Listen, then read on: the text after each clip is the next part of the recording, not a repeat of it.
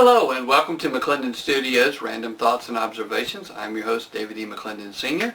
And today we're going to talk about the CPR class that I taught at the American Red Cross in Spartanburg, South Carolina. A little background history. When I first joined the Iowa Rescue Squad, I had some basic first aid training, but some of the other people in the junior squad did not. And I took it on myself. I decided that, hey, I wanted to have the most training I could possibly get for being in the junior squad, so I could actually do something in the junior squad, and actually make a difference. And at the same point in time, I thought, well, while I'm doing that, all these junior members can get different training, and we'll be ready to go. And the junior squad won't be the weak link in the mechanism here. So I found out and signed us up for some first aid classes up at the American Red Cross, and then later, after everybody was first aid certified, we got us all CPR certified, and then we went on and got the advanced first aid certification. And then I thought, well, there's nothing left for us to do. I'll go ahead and get my instructor in CPR and first aid. And since I was the only one in the junior squad at that time, old enough, because you had to be at least 17, and the older people had already rotated out by that time into the senior squad, I was the only one who was age eligible to take the training to become an instructor. So that's what I did. I became an instructor, and I thought, well, I'm going to have to try to find me some different classes to teach. Go out and, I don't want to just have this instructor and do nothing with it.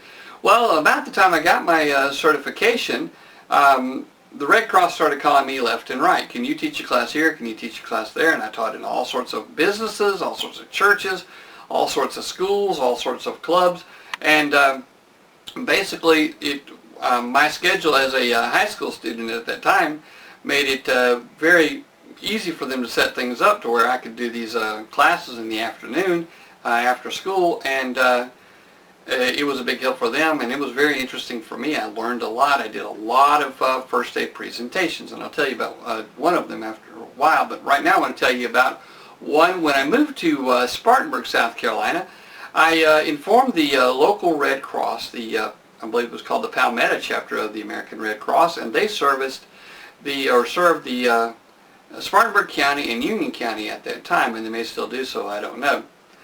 They also had me come in as like a utility person to make sure that the mannequins, the resuscitantes, were working properly, and that the supplies were together for different first aid courses that would be taught, and getting the books together for different first aid courses that would be taught. Anyway, to make a short story long, as I usually do, one day I received a call from the safety director of the Palmetto chapter, and he asked me, could I help co-teach a CPR course that weekend?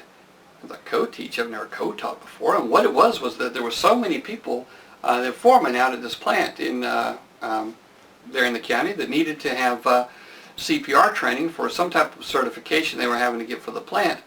And they needed it that weekend in order to qualify.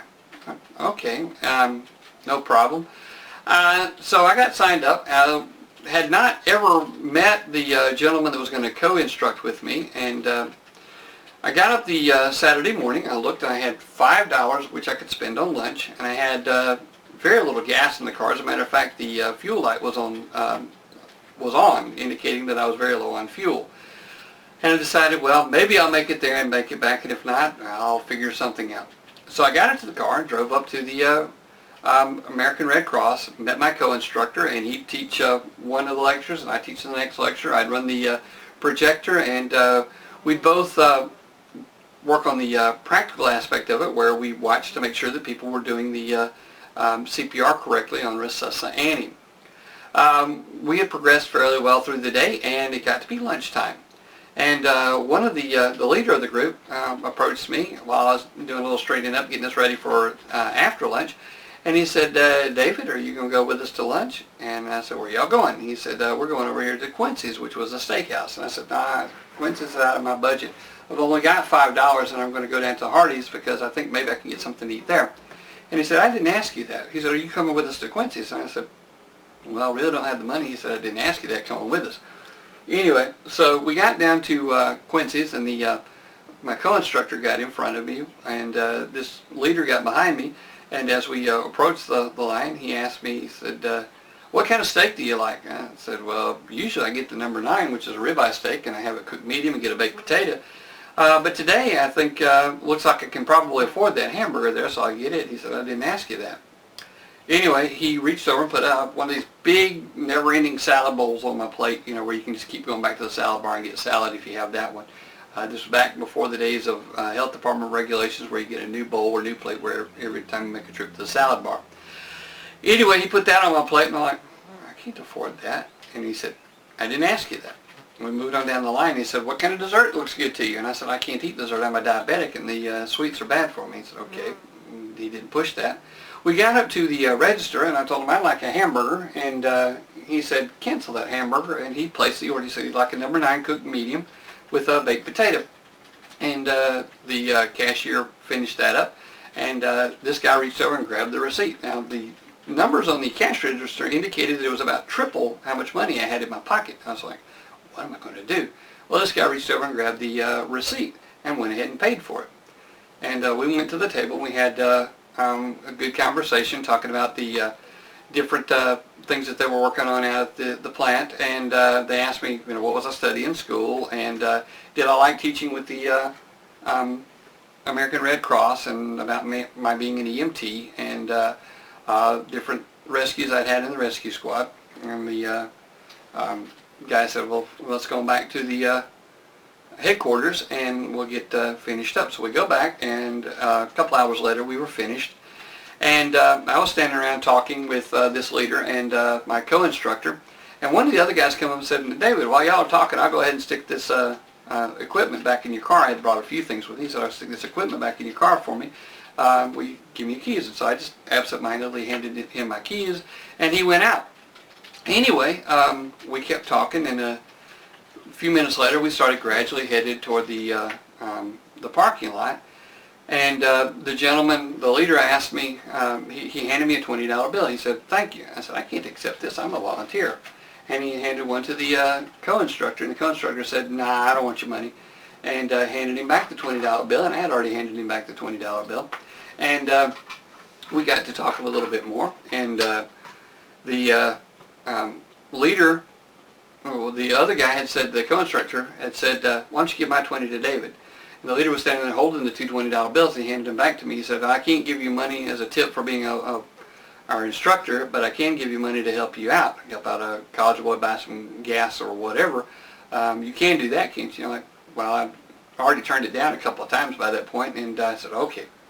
And so here I was. I had $40, and before I'd started out with $5, so now I had $45, my original 5 and these two 20s.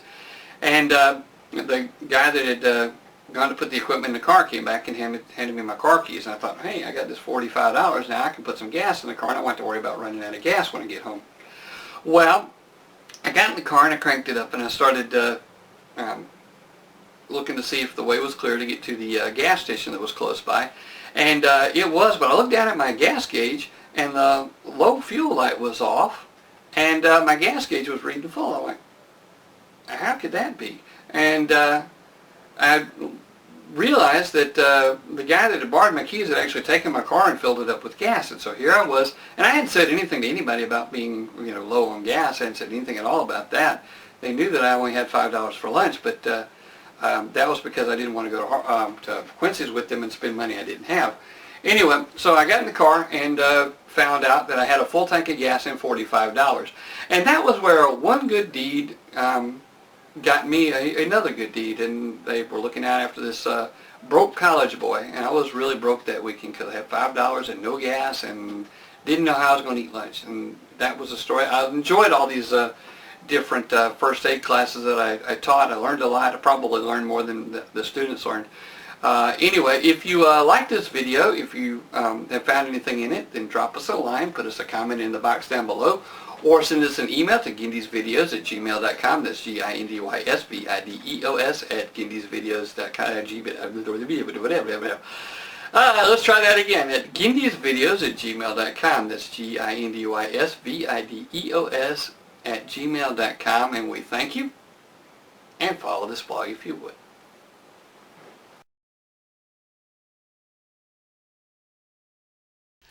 This is a Federal Trade Commission required notice. When you click on an advertisement that is displayed with this video, or just before it, we receive a small commission. Sometimes, if you merely watch an ad, we receive commission.